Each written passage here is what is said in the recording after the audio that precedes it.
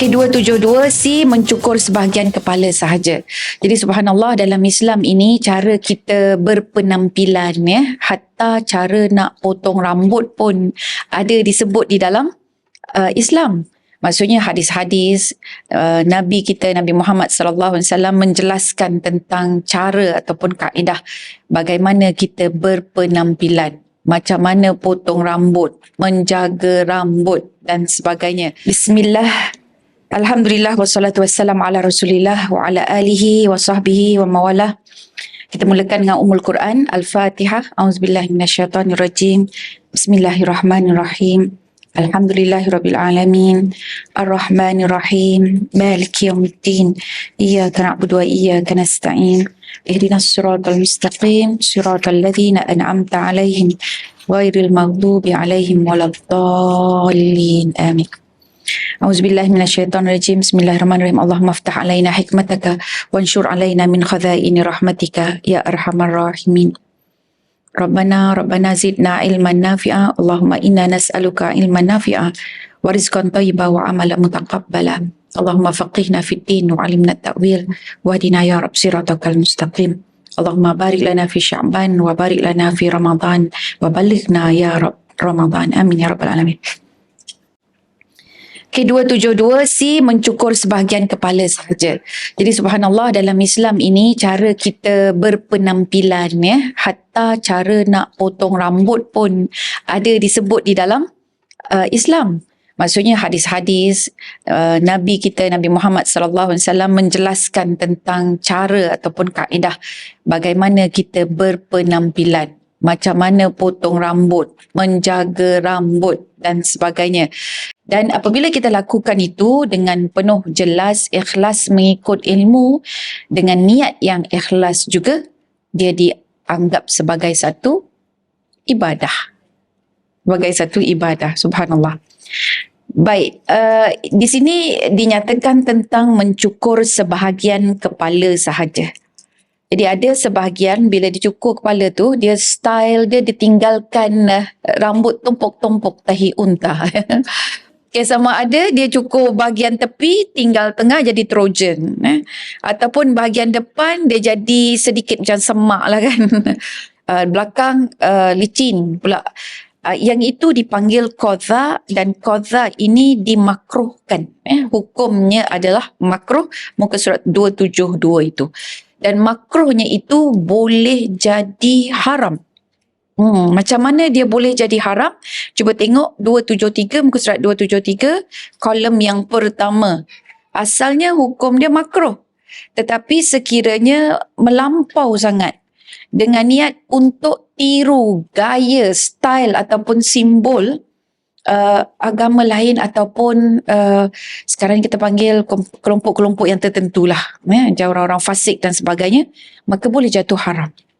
Jadi makruh itu boleh jatuh haram sebab kalau kita nak ikutlah style K-pop sekarang, gitu, dia boleh jatuh haram. Asalnya makruh.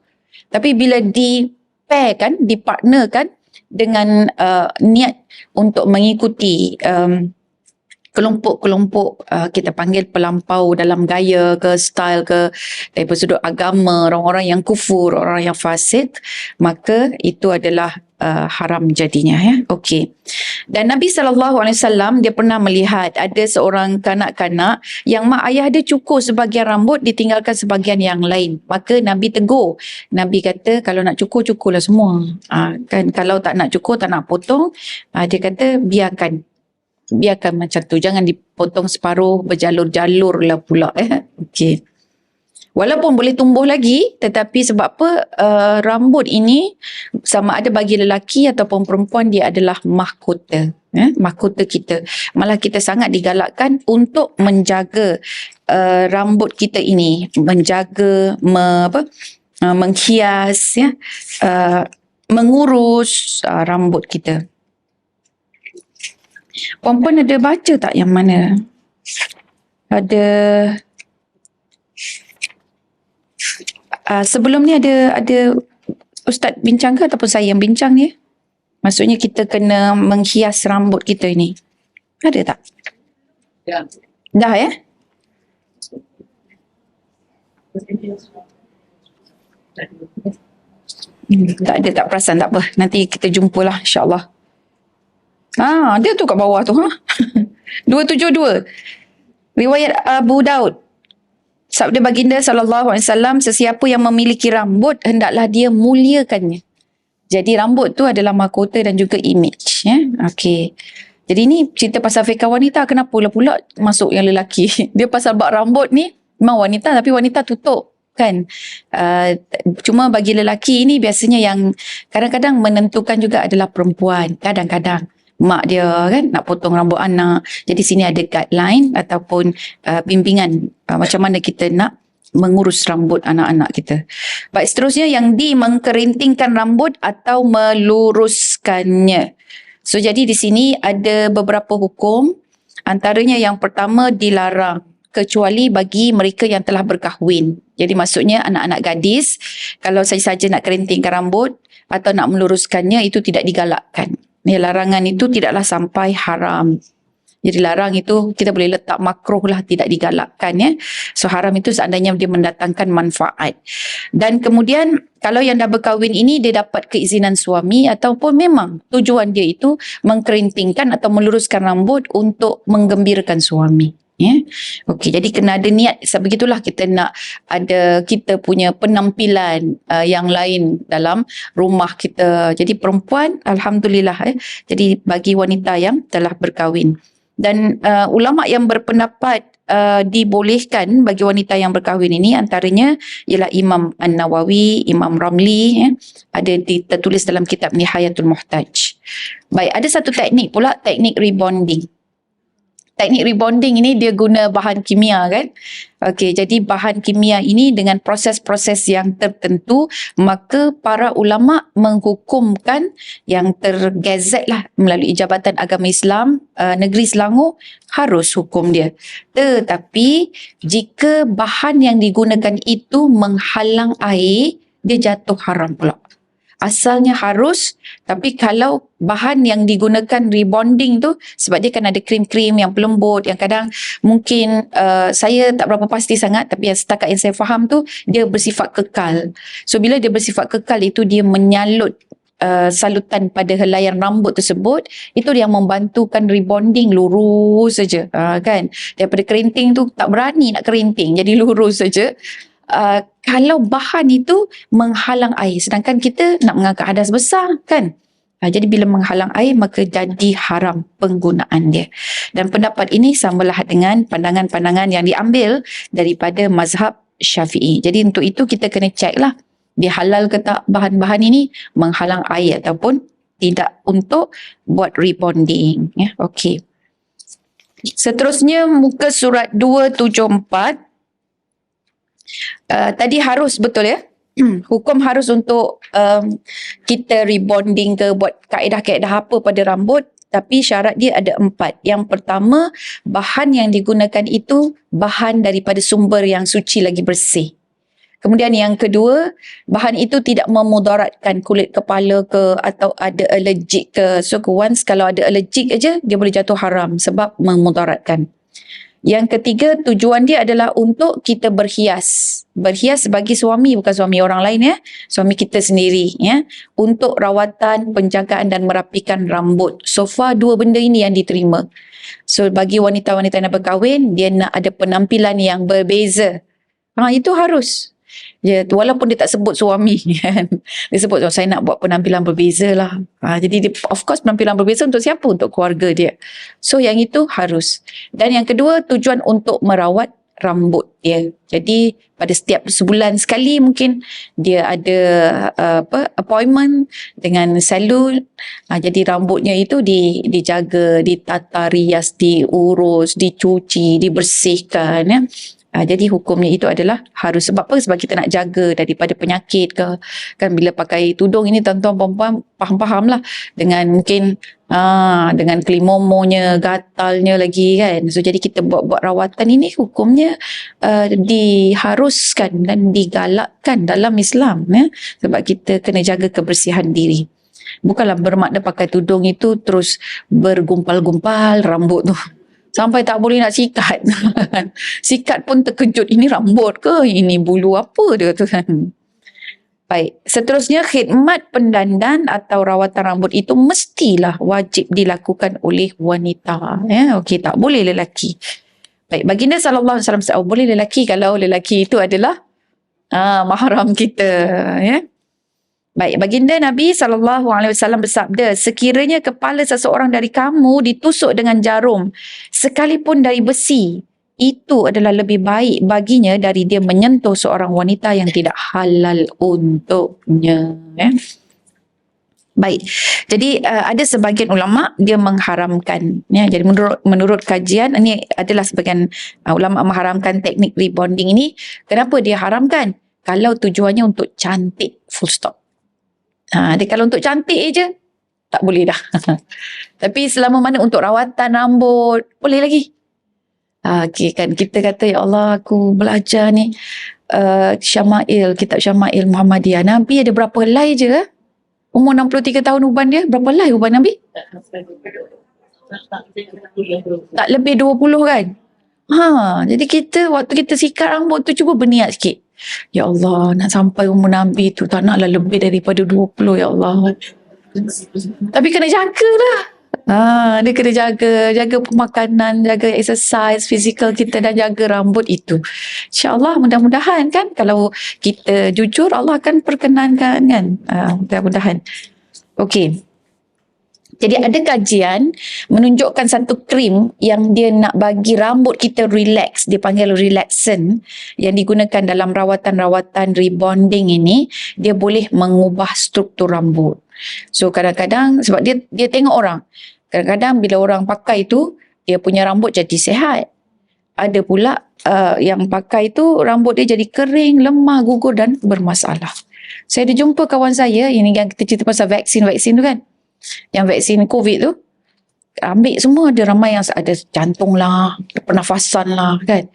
Kawan saya ni dia ada masalah ketuat dekat tubuh dia, badan dia, jari jemari dia semua dia ambil bersih, sembuh, tak ada ketuat dah lagi sampai sekarang.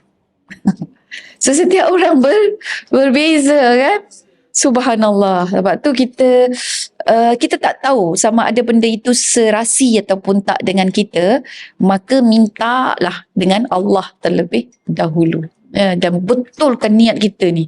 Bila niat kita betul, kita apa yang terpancar daripada pemikiran kita, sebab hati kita dah jelas, kita bulat kerana Allah. Ya Allah, ini usaha aku, ya Allah, ini usaha aku. Aku tahu usaha ini tidak akan mendatangkan apa-apa hasil pun.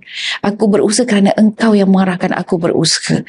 Tetapi segala penyembuhan, segala natijahnya, keputusan itu adalah daripada Engkau, dan apa jua yang datang daripada Engkau itu adalah sangat baik buatku. Jadi di situ kita baru betul. Jadi orang kata, kalau kita tak berusaha mana nak dapat. Kadang-kadang tak usaha pun dapat. Ini adalah hujah antara Imam Syafi'i dan juga tuan guru dia, Imam Malik. Jadi Imam Syafi'i sebut begitu. Kalau tak berusaha tak dapat. Kita kena berusaha. Imam Malik kata, kalau Allah dah tentukan tak berusaha pun dapat. Jadi satu kisah ni Imam Syafi'i, dia pun nak balik berjalan. Bila berjalan tu, dia nampak buah anggur. Ya Allah, sedapnya.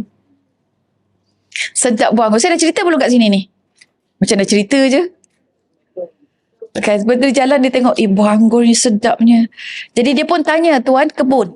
Dia kata, saya nak dapat upah anggur ni macam mana Nak boleh ke dengan bekerja? Oh silakan.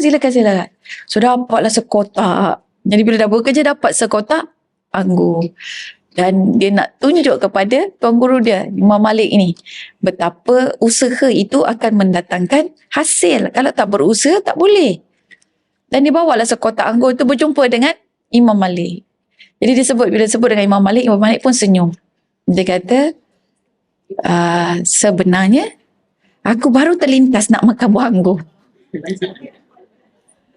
Allah takdirkan engkau bawa untuk aku buah anggur tanpa aku berusaha. Subhanallah. Jadi dua-dua betul. Kan dua-dua betul. Kalau kamu berusaha, kamu dapat. Dan kalau kamu tidak berusaha, kamu mengharapkan dan redha pada apa yang Allah tentukan, itu juga akan dapat. Okay, subhanallah.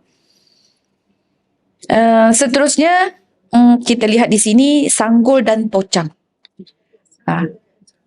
Sanggul dan tocang, muka surat 274.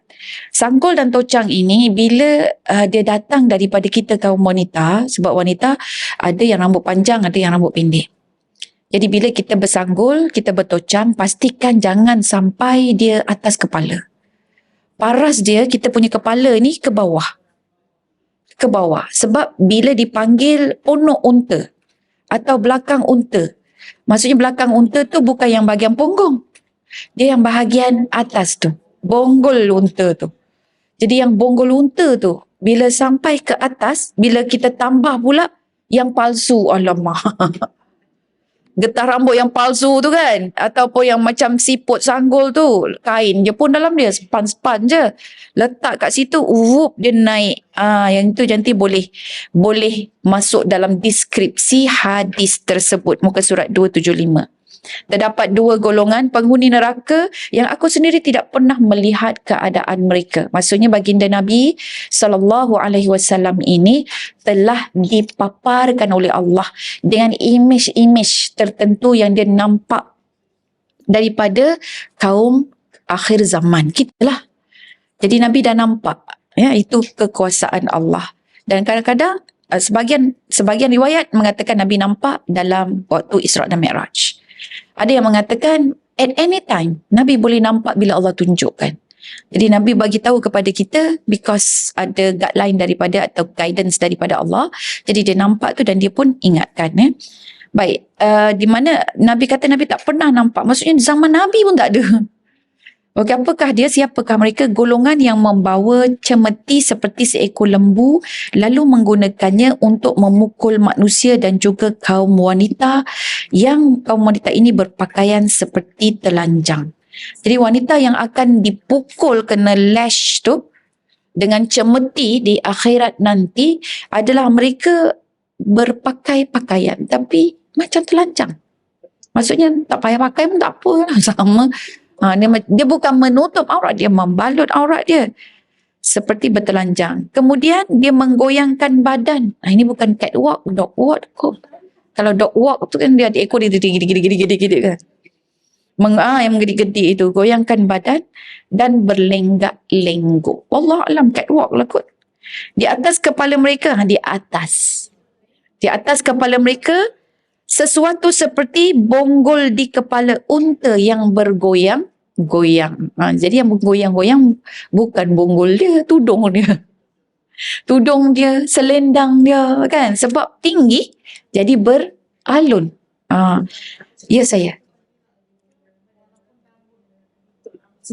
Walaupun rambut sendiri, jangan ditinggikan. Jadi kita letakkan ke bawah yang kita boleh lah. Okey, kalau dah terlampau lah panjang sangat kan. Tak apa panjang sangat, sanggul, kita mana yang boleh. Tapi jangan sengaja dinaikkan. Ke belakang, biasa orang pakai yang besar ke belakang. Ya. Yang ke belakang itu sebab yang itu tidak dikategorikan sebagai bonggol unta. Dia panjang ke belakang. Tapi kalau panjang ke belakang tu dia dah jadi fashion lain lah. Kalau panjang ke belakang macam tak kena lah. Dia jangan menyalahi adat. Kalau adat kita ini dia tidaklah memanjang ke belakang kan. Kalau adat kita ada dia macam bonggol ke belakang tapi tidak ke atas. Ya, wallahu a'lam. Kalau sekarang ni kan bonggol atas letak lagi begitu kan, pakai tudung. Pengantin dia mungkin sebab waktu tu hari tu sahajalah, sebab kita nak tahu dia pengantin, pakaian itu pakaian pengantin tapi bukan menjadi pakaian biasa dia. Tapi wallahu a'lam. Kalau pakaian pengantin membuka aurat pun tak boleh nak kita kata kan. Baik. Jadi kalau boleh elakkan dan jangan sekali-kali buat benda yang haram. Baik. Jadi di sini Nabi sebut dia akan kena rotan tu dengan cemeti tu. Mereka tentu tidak akan memasuki syurga atau mencium baunya. Sedangkan bau syurga itu dapat dihidu dari jarak perjalanan begitu dan begini. Ya. Okey. Cuba tengok kolom sebelumnya, hukum wanita. Paragraf kedua. Hukum wanita menyanggul rambut tinggi atau memakai sanggul tiruan ketika berada di khalayak ramai, maksudnya bukan di rumah, adalah haram. Perkara ini perlu difahami oleh semua umat Islam, baik lelaki sebagai suami maupun ayah, sebab diorang ni semua wali, suami pengganti wali, ataupun perempuan itu sendiri, ya. Dan banyak dalil yang jelas tentang larangan tersebut. Hadis yang berikut ini dia bagi tahu tentang rambut palsu, sanggul-sanggul palsu yang bulat-bulat tu kan, yang beli saya tengok, oh macam ni rupanya boleh dipakai. Memang memalsukan, sebab benda tu satu kepalsuan, dan dah bila kepalsuan, bila kita pakai untuk apa, merimas juga kan, besar-besar ni kan. Kita nak toleh terantuk orang kan. Kita nak jalan tu dah boleh jadi kawan kita pun pakai sanggul besar, kita pun pakai sanggul besar, lorong tu tak boleh lalu sebab dua sanggul itu kan. Okey, jadi jangan buat jam lah dekat dalam. Jam. Baik, dalam hadis riwayat Imam Ahmad buka surat seterusnya, akan muncul di kalangan umatku di akhir zaman kaum lelaki menunggang kenderaan sambil duduk di atas pelana. Ni macam dalam kereta je kan.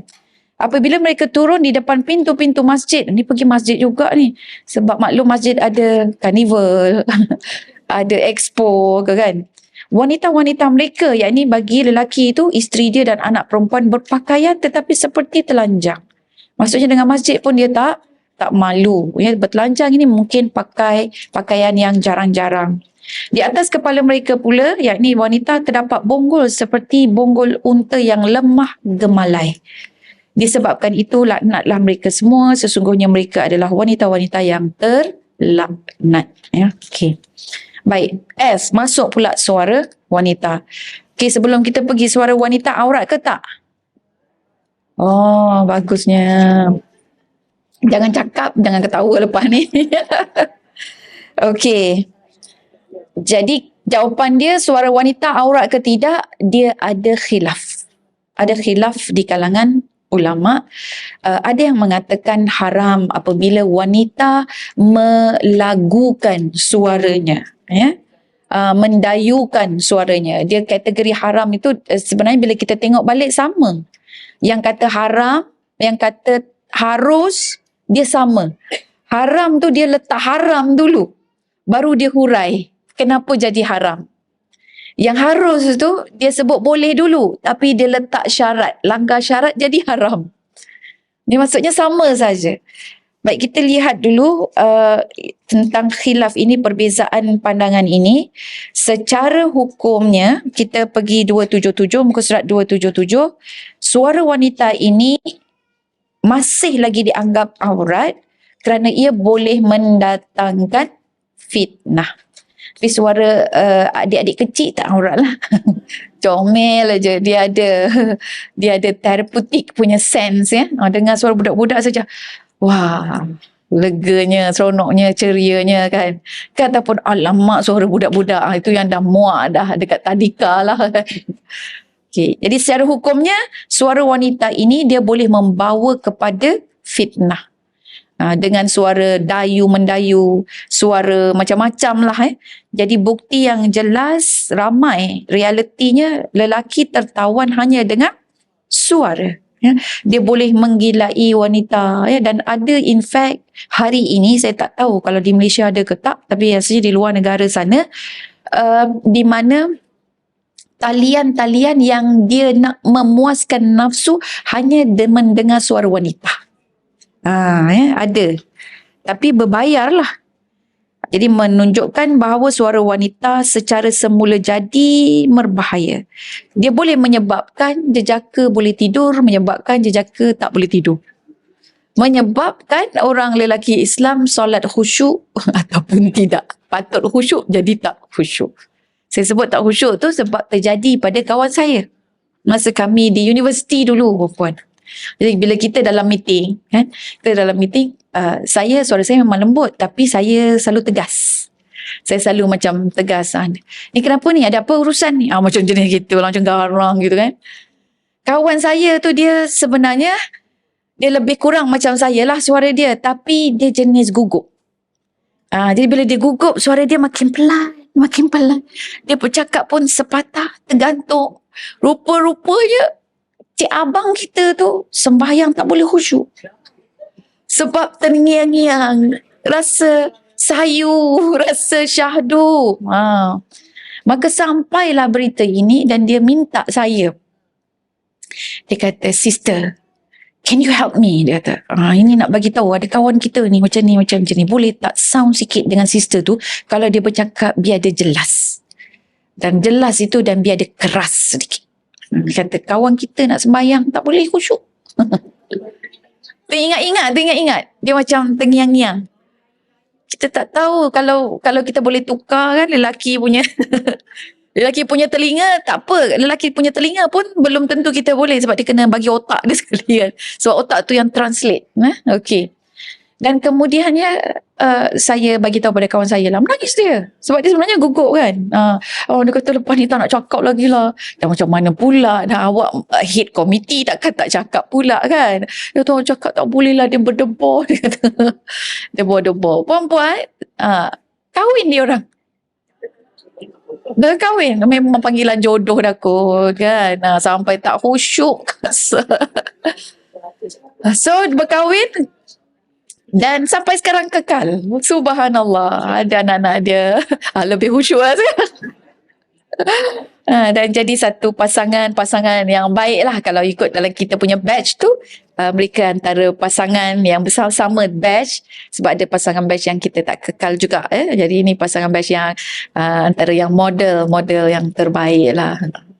Patutlah tak khusyuk ya. Panggilan jodoh. Okey. Subhanallah. Jadi itulah dia realiti wanita di tengah-tengah masyarakat memang menjadi perhatian. So let's say seseorang itu bertugas jadi DJ, bertugas jadi penceramah macam saya. Kan nak buat macam mana dah? Suara Ustazah Isfadiah tu, ya Allah sedap dah Ustazah, dia kata. Ada je cakap perempuan. Tapi di situ kita sendiri yang kena bawa kita punya peribadi dan juga kena berdisiplin. Kalau lepas-lepas tu orang nak tanya-tanya ke lelaki telefon, jangan layan. Bagi pada suami kita. Kita ada suami kan? Takkan suami kita tak boleh nak tolong selesaikan juga. So kalau macam tu buat apa jadi suami? Buat apa jadi wali kita? Ya, okey. Jadi kita cik ni okey, baik. Okay. Saya ada je beberapa orang lelaki yang datang nak refer masalah dia. Sama ada masalah rumah tangga, sama ada masalah anak-anak. Saya akan cakap, cik sekejap ya. Cik terangkan, jelaskan dulu pada suami saya. Lepas tu saya letakkan syarat, kalau nak jumpa, suami saya kena ada. Walaupun sebenarnya etika kaunseling tak boleh. Kaunselor mana boleh ada orang lain. Tapi saya kata, kaunseling punya etika siapa yang buat? Ya. So saya kena ikut etika yang Allah tetapkan. By the way, saya tak adalah sijil ataupun mana-mana tauliah kaunseling. Alhamdulillah. So tidak terikat. Dengan tu saya agak bebas lah untuk buat saya punya peraturan sendiri. Jadi memang ada. Jadi bila dia, contoh, lelaki datang, suami, cerita pasal masalah dia. So kita pun tenangkan. Bila kita tenangkan, kita cakap begini-begini, menangis. Dah menangis macam mana kita nak buat? Kalau cik suami kita ada, mungkin cik suami kita tepuk-tepuk belakang dia ke apa ke. Ataupun saya boleh keluar sekejap. So, jadi dia berdua bercakap ke. So kita nak tengok kan tenung, kesian lah pula. Lama dah kesian, jatuh cinta. Ada banyak masalah. Kaunseling dengan kaunselor kan. Kaunseling dengan kaunselor pula. Kaunselor dengan dia punya klien anak buah banyak. Okey, kalau ikutkan statistik saya pernah bagi tahu dulu kan. Statistik yang banyak kecurangan berlaku dekat field of mana? Dia dalam field of perubatan dan field of pendidikan. Dia dua benda tu. Baik-baik doktor dia nak merawat kan. Kadang-kadang seorang dengan seorang. Tapi dia tak kena dengan pesakit dia. Sebab pesakit sekejap saja lepas tu pesakit pergi. Pintu tutup. Tapi yang selalu mendampingi dia siapa? Jururawat tu lah. Yang keluar masuk, kling, dia pijit. Masuk lagi, kling, dia pijit kan. So dia macam seolah-olah berkata, I am just a cling away. Kan? Jadi terus nanti dia masuk, kling, dia pun masuk. Jadi seronok lah kan. panggil, ambilkan air putih untuk saya, keling lagi, saya nak lotion. Keling lagi, ada pisang goreng tak kat luar. Jadi tak boleh keluar. Allahu Akbar. Jadi macam-macam perempuan, kita pun dah belajar tipu daya syaitan. Ingat kan kita pernah mengaji dulu dalam kitab itu, Tablisu Iblis, bagaimana seorang wali pun boleh tersungkur kerana perkara-perkara seperti ini. Jadi itu untuk wanita. Next 278, mari kita lihat ada beberapa panduan kalau wanita macam DJ, macam kita yang terlibatlah dengan masa ini, kita kena hanya limit waktu tu saja. Waktu tu saja. Lepas tu jangan layan. Jangan ada melarat-larat atau ada terlarut-larut gitu ya. Okey, yang pertama, gunakan suara semula jadi dengan lebih tegas. Elakkan daripada manja, suara merayu, mendesah, dayu-dayu, merengit-rengit dan sebagainya. Saya selalu sebut motor rosak. Okey, so janganlah perempuan-perempuan tengok ini ayat Quran ni. Wala tahda'na biqaulihinna. Jangan kamu meliuk lentukkan suara kamu itu yang lunak dalam berbicara, sehingga berkeinginan orang yang ada perasaan serong dalam batinnya. Tetapi ucapkanlah perkataan-perkataan yang baik.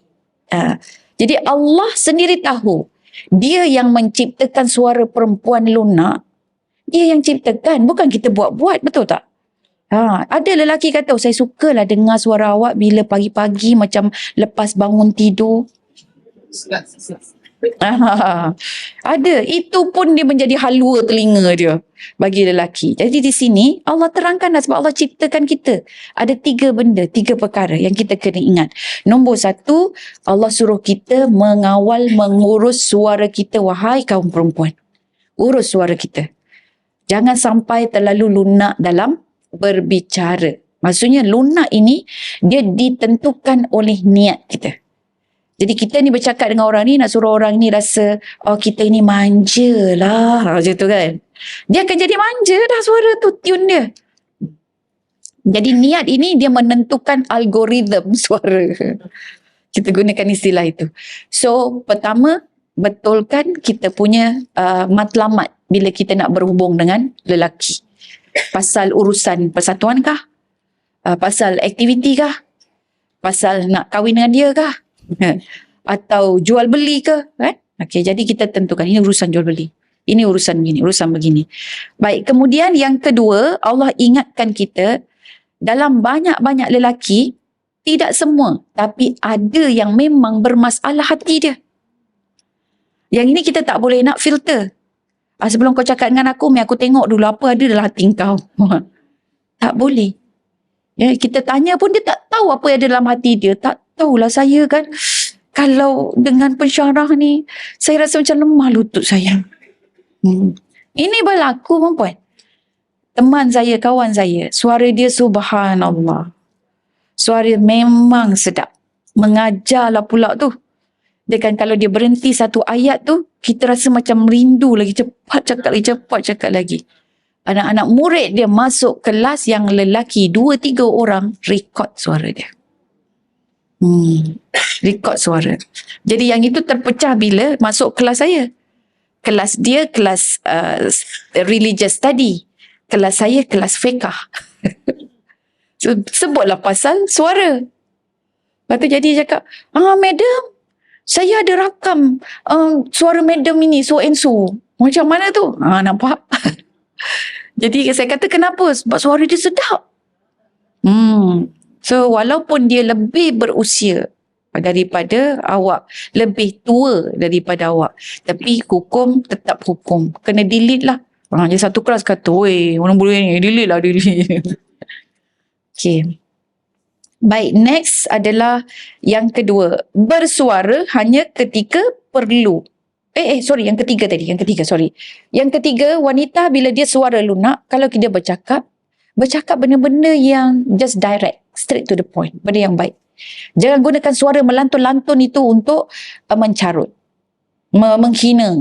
Sebab yang itu dia punya tikaman, kesan dia itu cukup besar. Kandalah suara pitch tinggi. Kan apa abang ni hampas. Sebuah hampas tu satu kurun tak lupa. Dia terngiang-ngiang tu. Kan setiap kali hampas masuk, dia orang kata dia tak tenang hati dia lah. So kalau nak bercakap, gunakan suara kita ini untuk benda yang baik-baik saja, bukan untuk menggoda, bukan untuk mengecam, ya. Okey, yang kedua, bersuara hanya ketika perlu saja. Elakkan dari banyak berbicara kerana ia boleh mengundang fitnah durjana, dan wanita ditegah daripada menyanyi, apatah lagi sekiranya menyanyikan lagu-lagu yang berunsurkan hiburan dunia. Oleh itu, bagi lelaki yang mendengar nyanyian suara wanita juga hukumnya adalah haram. Kalau nak berhenti kat situ nanti banyak yang bertanya tu kan. Baik, perempuan, walau bagaimanapun itu adalah pandangan sebahagian ulama.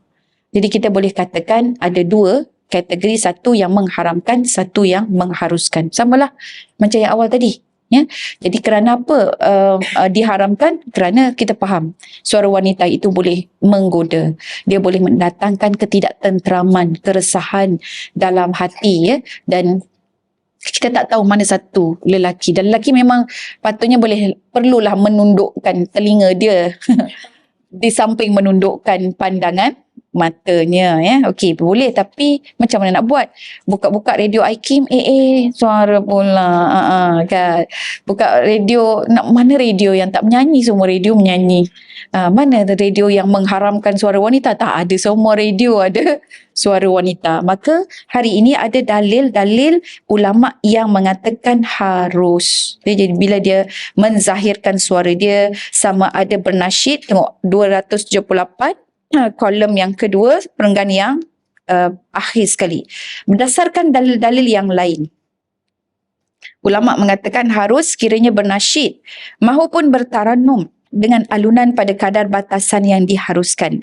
Namun mengelaknya adalah lebih baik. Elak daripada buat tu adalah lebih baik. Antara dalil yang mengharuskan suara wanita adalah seperti hadis di bawah. Tadi kalau yang mengharamkan, sebab syariat dan juga sejarah undang-undang Islam pun tidak pernah, zaman Nabi tak pernah ada suara wanita jadi imam kepada lelaki, contoh. Tak ada. Sekarang ini orang sibuk perempuan nak jadi imam pada lelaki, kan. Okay, daripada dia buang masa jadi imam kepada lelaki, baik dia bantu generasi lelaki untuk mendapat kepimpinan dia. Dia pula yang nak menjadi imam, ya. Kemudian macam contoh azan. Azan itu adalah syiar Islam. Nabi tidak benarkan wanita untuk melaungkan azan. Iqamah pun kalangan kelompok perempuan saja. Kemudian membetulkan imam yang salah. Jadi walaupun wanita itu wanita tua, tidak dibenarkan oleh Nabi untuk sebut subhanallah. Memadai pada dia untuk tepuk saja. Tapi bila tepuk ni, perempuan kena praktis training kat rumah.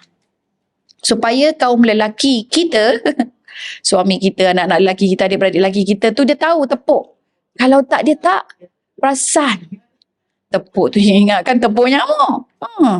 Kat belakang tu kan kita dah sampai dah terbatal dah sembahyang kita tu. Dia tak faham-faham bahasa isyarat tu. So perlu praktiskan lah. Ya. Okey. Saya pernah nampak kami waktu tu di Mesir rasanya, sembahyang imam salah. Jadi di depan saya soft yang bahagian belakang. Jadi depan saya perempuan.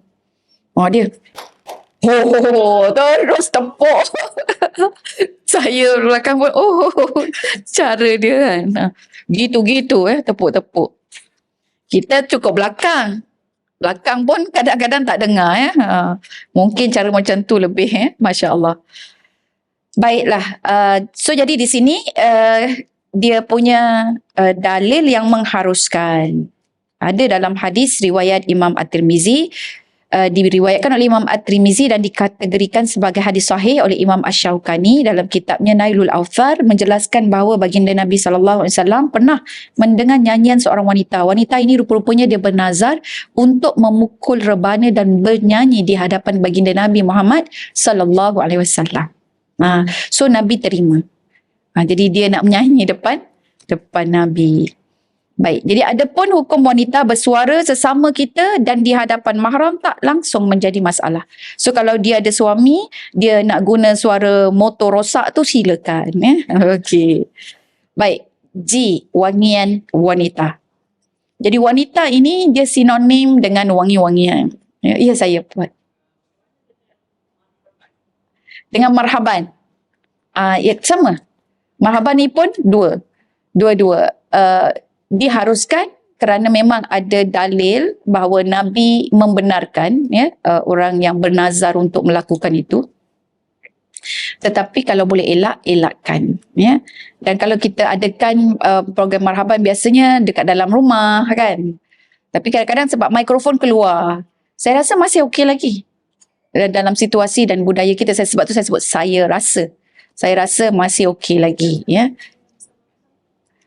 Musabakah tu kalau boleh elakkan. Tapi macam mana kan? Okey.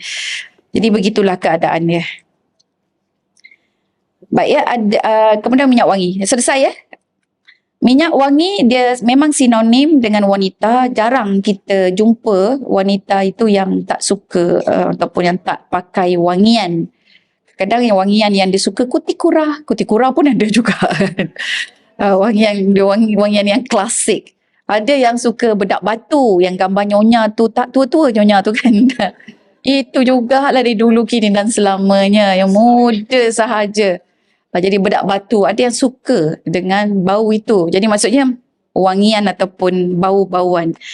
Hukum memakai minyak wangi pada umumnya adalah harus. Itu paragraf yang kedua, perempuan boleh underline. Selama mana tidak mendatangkan fitnah. Dan dalam keadaan tertentu khususnya di rumah, kita sangat digalakkan untuk memakai wangian. Dan Nabi sendiri suka pada wangian. Nabi kata kalau sesiapa yang disuakan wangian, maka terimalah, jangan tolak. Jadi antara perkara yang tidak dianjurkan untuk ditolak dalam Islam adalah wangian. Tapi sekiranya wangi tersebut sampai orang lain boleh sebut, wanginya datang dari mana ni? Kadang kan. Wangi datang daripada mana? Dan orang yang memakai wangian itu sengaja memang berhasrat supaya orang itu bau, dia terus haram. Automatik. Okey. Baik, kita lihat hadis ini, perempuan yang memakai wangian, kemudian dia keluar dan melalui sekumpulan manusia supaya mereka dapat menghidu wangiannya. Nampak? Jadi maksudnya di situ, dia intentionally, dia sengaja, memang dia ada hasrat untuk dihidu wangian dia, maka ia adalah perempuan zina. Untuk elak macam mana? Untuk elak, sebut aja waktu kita pakai minyak wangian ini, pertama mesti pada kadar yang sederhana. Kemudian yang kedua, kalau nak spray, jangan spray kat luar. Spray kat dalam badan kita. Sebelum kita memakai baju. Spray lah sebab memang untuk kita. Dan yang ketiga, kita niatkan, ya Allah, Engkau sukakan kebersihan dan wangi-wangian. Maafkanlah aku kerana kecuaian kealpaan aku, maka bau badanku tak baik. Kalau Nabi peluh dia berwangi, kan? Mereka petakung lagi air peluh Nabi sebab wangi. Datang daripada subhanallah diri Nabi yang mulia. Kan dia sangat menjaga diri dia daripada dosa dan sebagainya. Maksum lagi, subhanallah. Tapi Nabi je lah, bukan kita. Saya ni pun keturunan Nabi sahaja. Wah, keturunan ada sijil ada Nabi Adam, kata kan. Memanglah kan. Okey. Jadi kita digalakkan untuk memakai wangian itu, tapi ada syarat-syarat dia ya. Mari kita lihat syarat-syarat dia. Jadi kalau wanita mempunyai perasaan intentionally, barulah dia dianggap sebagai perempuan zina.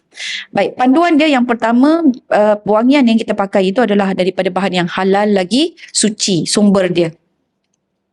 Yang kedua, tidak berbahaya atau memudaratkan. Itu je, dua. Adakah lagi? Tiga. Empat. Ya, bauan yang harum dan lembut. Baunya mesti ambil bau yang harum dan lembut seperti kasturi. Siapa yang pernah bau kasturi? Pernah kan?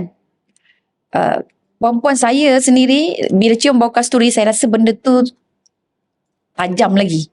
Maksudnya kuat lagi. So, tapi itu dianggap lembut. Dianggap lembut seperti kasturi. Saya bila cium kasturi, baunya kuat. Kan kita lebih suka yang lagi lembut. So maksudnya kat situ dia punya maksima. Jangan lebih daripada bau kasturi tu. Kalau lebih daripada bau kasturi, takut kita telah melampaui batas. Okey. Jadi sebaik-baik haruman adalah kasturi. Kemudian yang keempat, memakai wangian ini untuk mengelakkan diri daripada aib. Okey. Sampai pengsan lah orang sebelah kita. Okey, atau dia pening kepala ataupun dia akan menjauh daripada kita. Dan fitnah yang paling besar adalah bila dia tengok kita, ini adalah wanita Islam. Kita bawa nama Islam. Kita bawa nama Allah. Jadi nanti dia tengok apalah orang-orang kalau yang pakai-pakai tudung ni bau dia tak tahan. Dia kata, jadi kita jadi image tercalar lah kepada Islam itu sendiri. Subhanallah. So jadinya perempuan, kita tengok hadis yang terakhir tu. Yang terjemahan dia, mafhum dia, wangi-wangian lelaki adalah yang kuat baunya dan tiada warnanya. Lelaki ini sebenarnya dia dalam bentuk perhiasan bagi lelaki banyak ditegah warna untuk lelaki berbanding perempuan. Perempuan warna-warni dia tidaklah banyak ditegah. Tapi bagi lelaki banyak warna tak boleh pakai. Jadi antaranya warna orange Buddha yang macam kerusi ni. Ini dia tak boleh pakai. Warna neon dan juga fluorescent tak boleh pakai. Sutera tak boleh. Sutera ni kalau diwarnakan dia memang tangkap warna Dan kemudian emas dia tak boleh. Jadi perhiasan bagi lelaki ini banyak yang tak boleh berbanding perempuan. Kalau perempuan, emas dia punya, sutera dia punya, bunga-bunga dia punya, kan. Wangian yang lembut kita punya. Tapi lelaki punya perhiasan lebih pada wangian. Jadi kita galakkanlah kaum Adam di rumah kita itu untuk wangian. Kita boleh wangian tapi kena sangat lembut. Warna banyak tak apa. Lelaki biar warna ringkas, simple.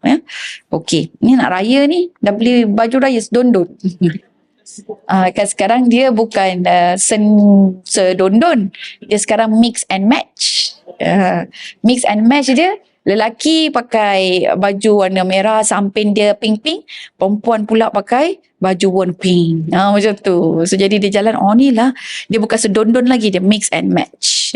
Samping lelaki tu sama dengan baju perempuan. Macam tu. Macam sama dengan tudung gitu Itu katanya style sekarang. Wallahualam. Habis dah bab 12. Okay, kita nak masuk bab 13 ke? Rasanya macam dah tak ada. Kita insyaAllah kita akan sambung lepas puasa lah. Sebelum puasa lagi satu ya? Jangan main-main dengan jemaah Masjid Falah ni. Okey. So ada satu lagi lah. Ada satu lagi kan? Ada berapa lagi? 2. Ada 2 lagi. Bulan puasa kita tak ada kan? Bulan puasa ada. Bulan puasa. So insyaAllah kita sambung nanti dalam bulan Ramadan. Di dalam bulan Ramadan ini kita habiskan pula yang bab ke-13. Okey. So itu targetnya, Islam menerima teknologi dan meraih tradisi. Ada soalan? Dalam kiraan 5, 4. Ya, silakan puan. Ya, salam.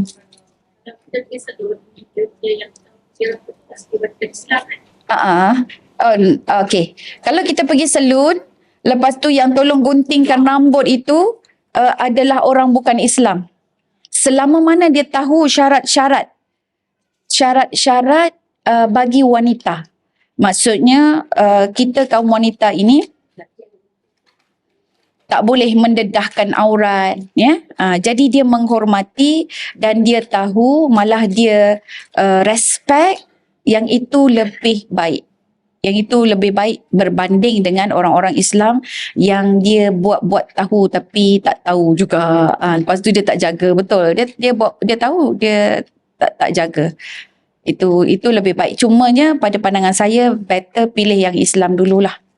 Sebab kita nak agar meningkatkan apa orang kata tu ekonomi orang-orang Islam juga. Sebab kita rasa tak pernah jumpa kot orang bukan Islam pergi ke salon orang Islam. Ada ya, ada, tapi saya rasa macam saya tak pernah tahulah kan. Jadi dia sendiri tak sokong, tak support kita. Bukan kita nak racist, tetapi daripada sudut keutamaan, dia lebih selesa dengan tak apalah, biarlah orang-orang dia je pergi kan, kita pergi kepada orang Islam kita. So selama mana orang Islam kita ini macam boleh lah dia apa orang kata, dia ajar, dia ajak berbincang ya. Okay, so kita didik mereka, itu lebih utama ya? Bukan haram. Tak. Yang ini kita ambil pandangan yang terkini. Kalau ikut yang dulu, kita kan aurat dengan dia kan. Tetapi pandangan yang terkini mengatakan bahawa bila kita hidup serumpun dalam keadaan situasi di mana kita aman, kita tenang ya, dan mereka tidak mengkhianati kita, tidak mengganggu kita. Jadi ini even para ulama yang kalau yang saya ingat tu yang memetiknya adalah Dr. Zahruddin sendiri. Dr. Zahruddin itu sebab kami di UIA kan. Jadi bila di UIA tu kita duduk sekali sama dengan non-Muslim sebilik dengan dia. Jadi kat situ dia macam ada gesaan lah, kelonggaran ayas. Jadi itu difahami. Tapi kalau boleh elakkan lah. Ya, sebab dia ada dua pandangan. Pandangan yang terkini dengan pandangan yang sebelum. Baik. Kalau dah asrama dua anak kita dengan Ya betul. Yang itu yang diharuskan. Yang itu yang diharuskan. Sebab disebabkan itulah dia menjadi melirik. Yang lain-lain pula apabila kita bermuamalah, kita terpaksa take off kan. Macam doktor non-Muslim ya. Yang waktu doktor non-Muslim yang waktu kita nak bersalin dan sebagainya, yang itu jadi harus.